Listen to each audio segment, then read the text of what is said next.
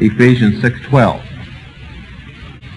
For we wrestle not against flesh and blood, but against principalities, against powers, against rulers of darkness of this world, against spiritual wickedness in high places.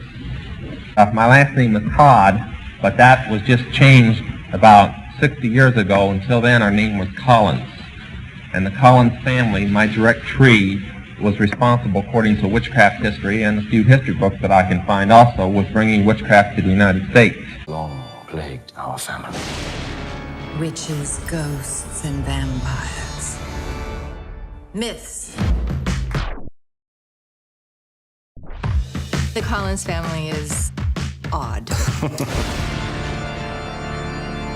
David, this is Vicky, your new governess. All right. Ruined it! It's gonna scare her. Vicky, she's had quite a troubled past. Welcome to Collinwood. They're in hit hard times and they don't seem to get out much. Elizabeth Collins, she is the matriarch of the family. There are only 7 of us after all. My brother Roger and I, and Dr. Hoffman. I'm a resident psychiatrist in a strange household. And my daughter Carolyn. She's one of the weirdest in the family. Carolyn touches herself. She makes noises like a kitten. No one really likes each other. Who's that? Barnaby, maybe. One of the real important ones from way back. Barnabas Collins was cursed by a witch. After being locked in a box for 200 years. And he arrives back at Collinwood. He's coming. What the? Like a highly, highly dysfunctional family. I am terribly sorry. Cannot imagine how thirsty I am. Then enter a 200-year-old vampire.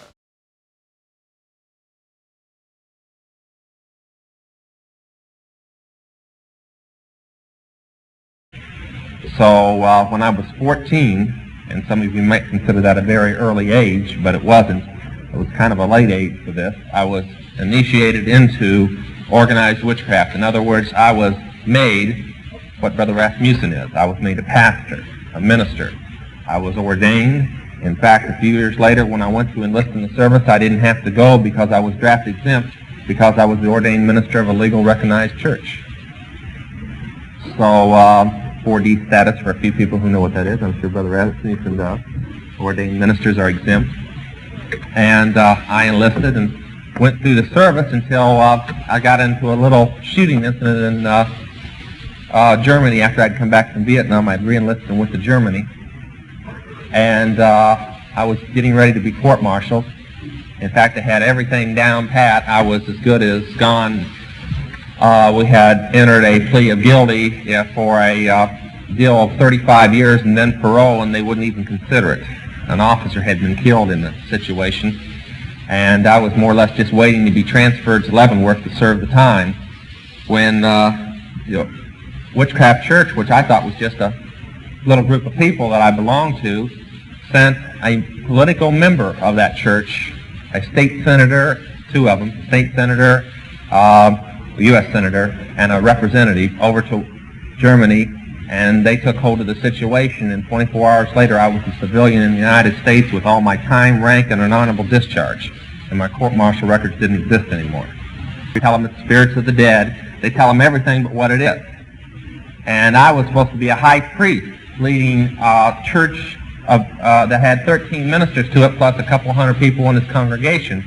And I believed this. And then all of a sudden, for 6 months, this man, Dr. Buckland, unraveled everything and told me there was a one God, where before we believed there was 4.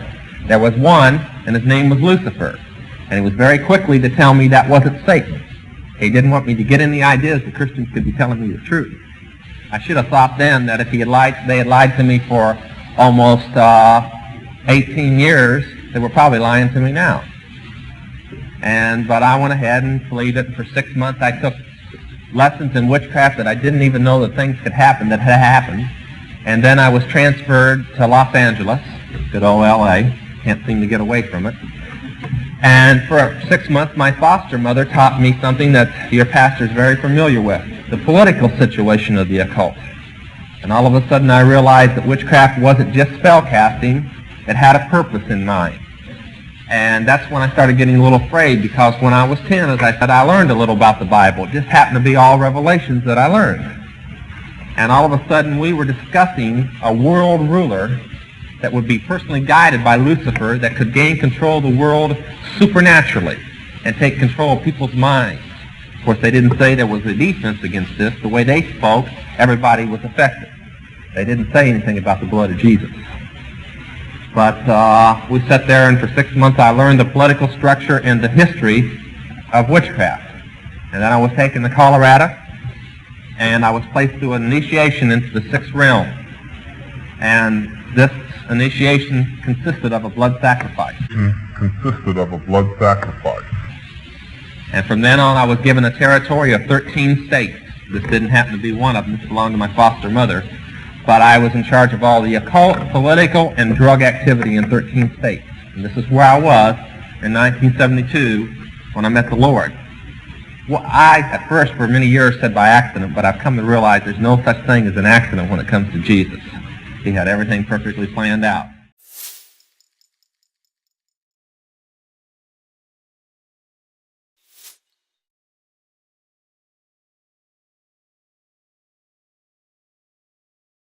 I was the manager of Zodiac Productions, which Zodiac Productions' name's been changed since then. I'm not even sure what they call it now, but it's the largest music conglomerate in the world.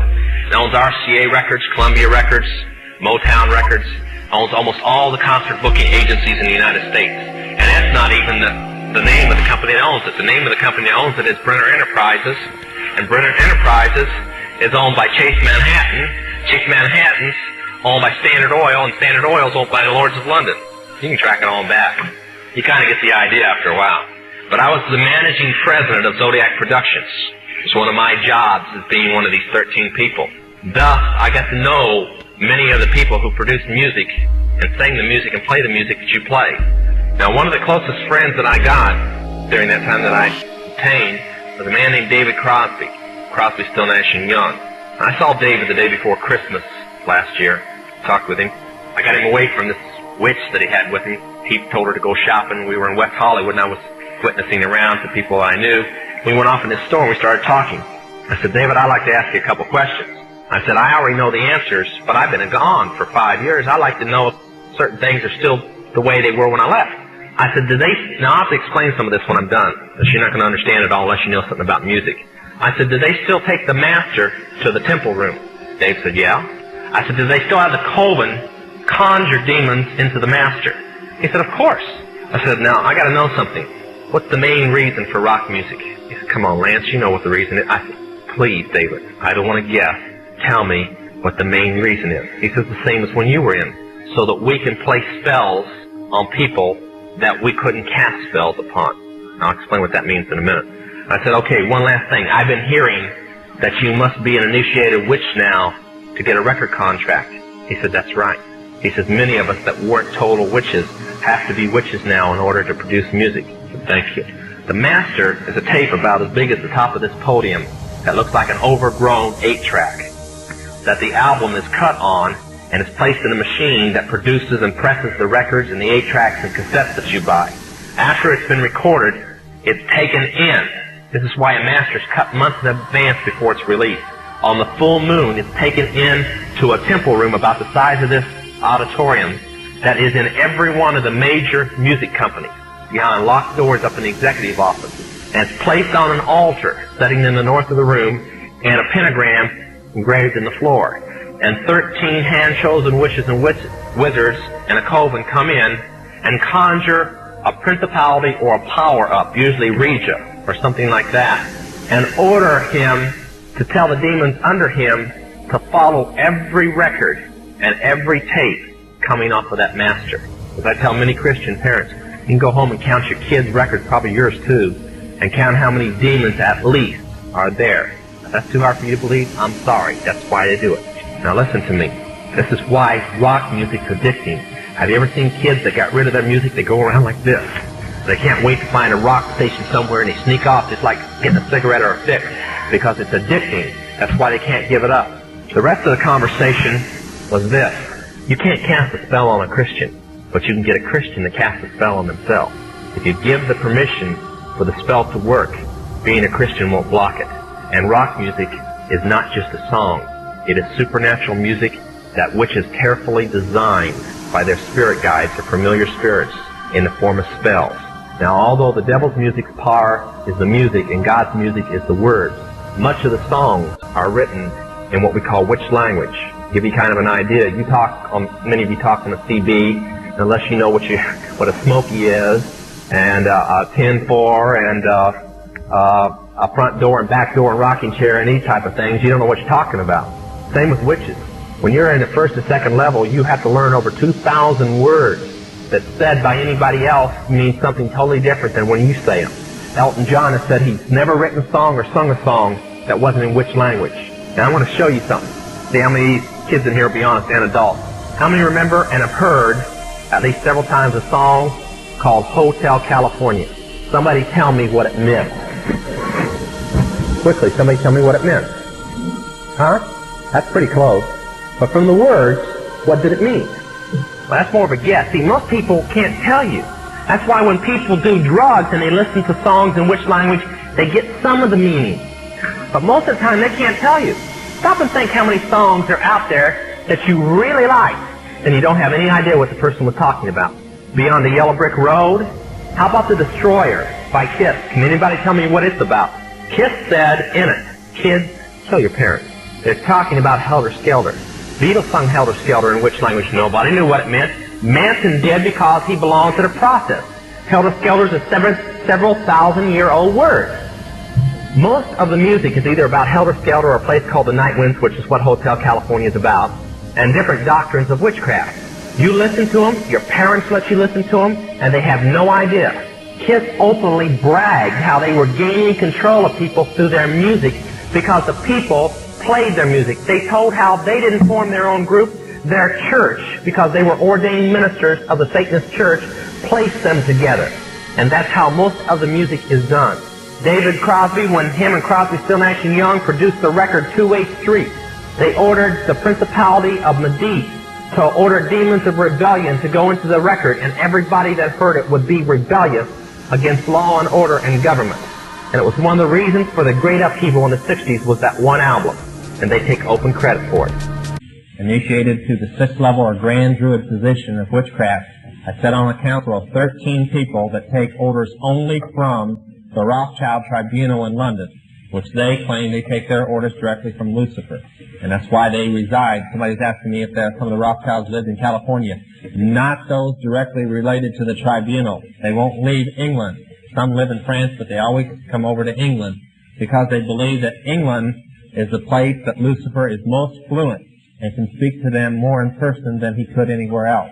And from talking to Christians in England, they estimate there's only 2% of the population are Christians in the Great Britain country. So they have quite a fluent time over there. In fact, some friends of mine just brought pictures back of where they're building homes with broomstick poles coming out of the chimney for the witch spirits to land on to bless their homes. These aren't ignorant people. These are the new $1 million mansions that are going up. It's not just a superstition. The country has really gone back to witchcraft.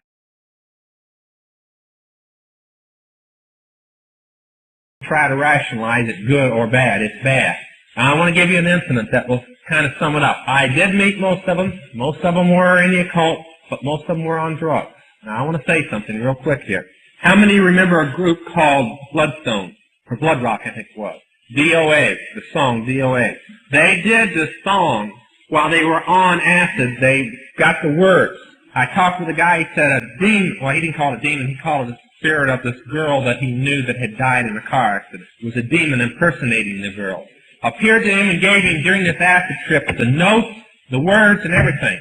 They filed it with a copyright lawyer. The day after the copyright lawyer filed it, another group came in that was well known at that time and filed the same song, note for note, word for word. And when I was in the occult, I thought it was interesting enough to check it up because I wrote for an occult newspaper and I put the story in the paper. They got it the same way, on an acid trip, the same night, from a demon imitating a spirit of somebody they had known that had died. Most rock musicians get their music while on drugs or from spirit guides, which are demons. That's what your young people are buying and paying for. Now, I'll give you something supernatural you can file away if you don't want to receive it or take it home and get in the Word and see if it's possible. When witches write a book, They cast a spell over the book so it'll sell. And they order a demon to go into every copy that comes off the press.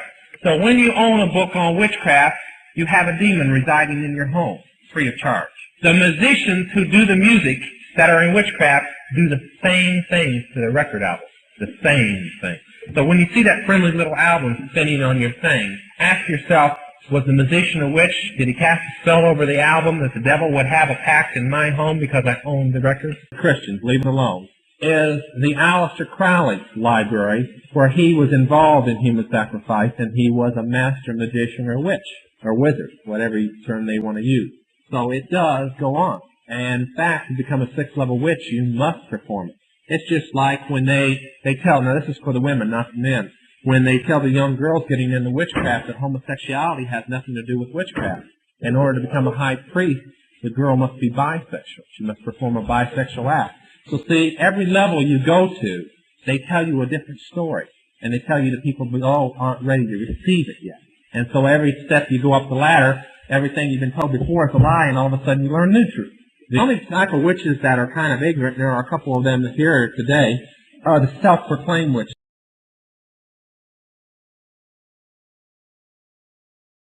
I was saved in a meeting a few years after I was saved, and her title was Lady Diana. That was her witch name. She was the state high priestess. She ruled everything in the state of Ohio that was in witchcraft. She was also the witch queen of one of the denominational brotherhood, the Watchers. On a scale in this country of maybe 1 to 25, she was probably the 10th most powerful witch in the United States after my salvation. And she has close to $50,000 on her head because she's come out, not because she married me, just because she got saved. And we took her into a rehabilitation ministry, and then later we started dating and we're married and so on. But she does a fine ministry. Right now she's just about ready to deliver a baby. She thinks she might even have it today. So she's not exactly ministering lately. Yeah. No. Okay. Let me take about 5 minutes here. The question is human sacrifice practiced in witchcraft? I have to be kind of careful since a police officer is present here without incriminating myself or something, but The Broken Cross was written by myself and Jack Chick. When it was reproduced, the guy who was doing the wording in the book, writing our story form out, changed a few words he thought were stronger. He changed the word witchcraft to Satanism a couple places, and he changed the word Lucifer to Satan. That messed up the book. We didn't catch it until just recently. All these years I've been reading it, just kind of skipping over it because it means the same thing in my mind. But when a witch who doesn't believe in Satan reads it, it blows the whole thing. Since it wasn't written on Satanism, it was written on witchcraft. So the next printing coming out, they're changing the words back the way they're supposed to be. Satanism practices a form of sacrifice in some groups. Witches practice it more. To the everyday witch, that's a lie, I'm telling you. There's a few witches here in the congregation tonight that I know. But there's a few here also that are in the human sacrifice, and they know I'm not lying. And when you get up into a higher level, 4th, 5th, or 6th, you find out that the power rests with blood sacrifice. The power rests with blood sacrifice. You become what is called a human chalice. In other words, you are proving to Satan through the blood and the death of this person that you are sold totally out to him, although they don't believe in Satan. You're proving it to Lucifer. You're proving it to Lucifer.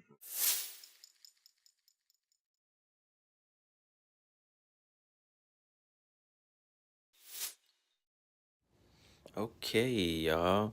What's going on? It's Black Balloon, and that was a John Todd video. Hopefully you guys enjoyed that video. As you could kind of see, I kind of, just kept it centered around, mostly witchcraft and the music industry. Of course, that was mostly tapes and recordings from the early 70s to the late 70s. I don't think it was out of that decade that he did most of those recordings, since he was obviously locked up, I think, sometimes in the 80s.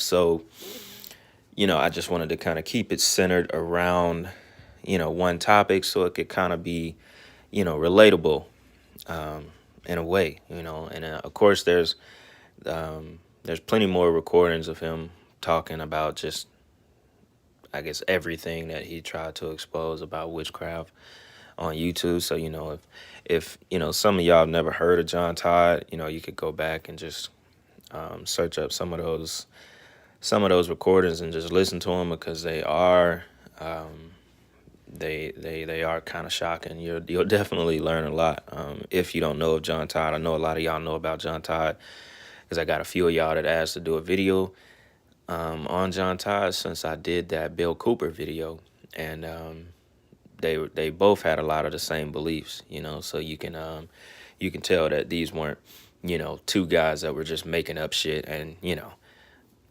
being claimed as American conspiracy theorists, or whatever that is. So and it's crazy because a lot of the things that John Todd talked about with the music industry, I talked about as well on this channel. Like, y'all could go back down my channel like 10, 11 months ago, and I got a video where I was talking about channeling spirits in the music industry. And I specifically talked about, how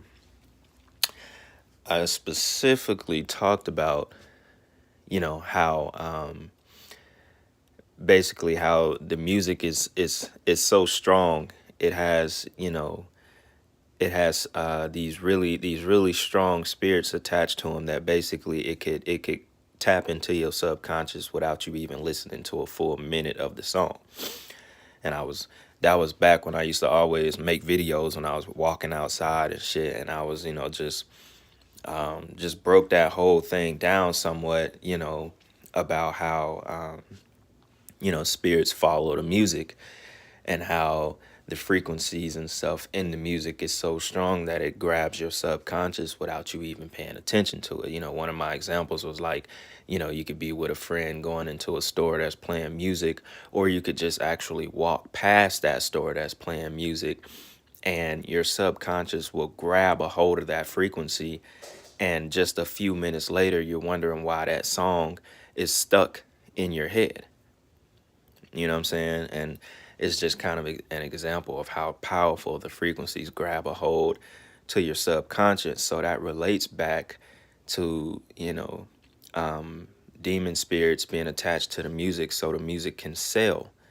It all relates to each other, because we wouldn't really, besides frequency and sound of music in itself, it wouldn't grab a hold of us the way it does without these spirits being attached to the music. And it's the same way, I wanted to do that, show those clips where he was talking about rock music and all that stuff. I wanted to make sure I got that in there, because it's the same way with rap today. It's the same way, as far as backmasking, when they hide subliminal messages within the songs, the way songs are written, which is a major reason why. And especially R&B, most R&B artists, they don't write their own music. A lot of rappers don't write their own music as well. But it goes to show you that the witch language thing is true. That's why a lot of them actually don't write the music. It's written by, certified witches and warlocks who know how to write music in that language. And I actually talked about that way back down my channel as well. So it goes to show you that the words that we can, it's crazy. I said that the words that we can be using every single day, and the words that we're both using as far as these witches and warlocks and us regular, humans, us regular people, we can be using the same words, but when it come out of their mouth, it's a completely different meaning than when it comes out of our mouth. And that's why I always talk about intentions as well, because we have intentions. We're just saying shit. We just talking. They have negative intentions behind it. They're trying to cast spells with these words. And when you put that energy into that process, basically, that's what comes out of it. You see what I'm saying? So that's how, we can say the same damn things, sing along to the same damn words. But, in our minds, we're just singing a song. In their mind, they're casting spells through witch language. So it all makes sense. And it's all still done to this day. You would be a fool to think, it's not, because that's basically what rap and, trap and all that shit is today. Trap music and shit is the same as what rock was back then. You know what I'm saying? All it does is invoke spirits and shit into your life without you even knowing. You know what I'm saying? Y'all already know, you know what I'm saying? You go all the way back to Crime Mob. You go back to all these shits that, you know, back when trap was really starting and shit, you know what I'm saying? These songs that make you want to fight in the club, you know, still to this day, songs that make you want to shoot shit up. When Chief Keef was blowing up, you know what I'm saying? All these basically heavily demonic ass songs that literally change your entire being. Like, you'll go from just chilling and now you want to really shoot some shit up. Like, you throwing up your set, you doing all kind of shit because this song just literally changed, you know, your frequency. It tuned you. Like, literally how you tune a radio, the song just tuned you. It just tuned your mood. You know what I'm saying? So that's how powerful, you know, spirits and frequencies are that like reside in the music, you know, and it's very true. I brought that fact up as well. It's just crazy. It's hitting me because I literally talked about this, that the fact that albums are turned in 2 months in advance so they can basically do rituals and spells around the music. It all goes back to when I was saying things about how certain artists channel spirits, you know, to help them become as big as they are. You know, how people fall out in front of artists. And I was saying that that's not natural. It's spiritual when someone passes out because of excitement. You know, a spirit grabbed a hold of their heart, literally. It's the same thing. It's the same thing. It's all basically the same process, you know, as far as them attaching spirits onto the albums and shit, you know, 2 months in advance before it's put out, because that's how these things work. They use a pentagram to invoke the spirits, you know, because basically, y'all know when you use that pentagram, you can invite spirits into the physical world just within that little space. You need the pentagram to actually do it, you know. So like I said, it all ties together as far as, you know, everything he was talking about. So once again, you know, I felt like that was the major focal point of the video as far as music and spells, because it's the most relatable to kind of what we're going through today with, you know, with trap music, you know, mostly just trap music, you know what I'm saying? It does the same thing that rock music did back then, you know, although back then, you know, they were more open, like, you know, damn near devil worshippers and shit, more open with it, more like gruesome with it and shit, biting bat heads and all kind of shit. You know, today it's still the same thing, you know, but it's more of a subconscious thing, you know, because a lot of people think, you know, they can just listen to this music and do what they do, and it's just rap, trap, mumble, whatever they think is not affecting them, when really at the end of the day, you know, you're inviting spirits into your life. At the end of the day, it is what it is. You can listen to whatever you want to listen to, but it's best that you be aware of what you're actually partaking in, because you got to know that there's a deeper, darker agenda behind it all. You know what I'm saying? And you must be aware of that. You know, you must be aware of what's really going on at the top, that you just, you know, you're not actually paying attention to, because you're just being a consumer like everyone else. You know what I'm saying? And, you know, I'm not going to tell y'all what to listen to or what not to listen to. You make that choice on your own, you know, because music is music. You know what I'm saying? If something makes you feel good, it makes you feel good, you know, but that's something for y'all to make, you know, a decision on your own, what you choose to invite into your life. You know, what you choose to invite into your mental space. So this is a very, very wide topic. You know, I could probably sit here and go for another 30 minutes, you know, if I wanted to just keep going on and on and on.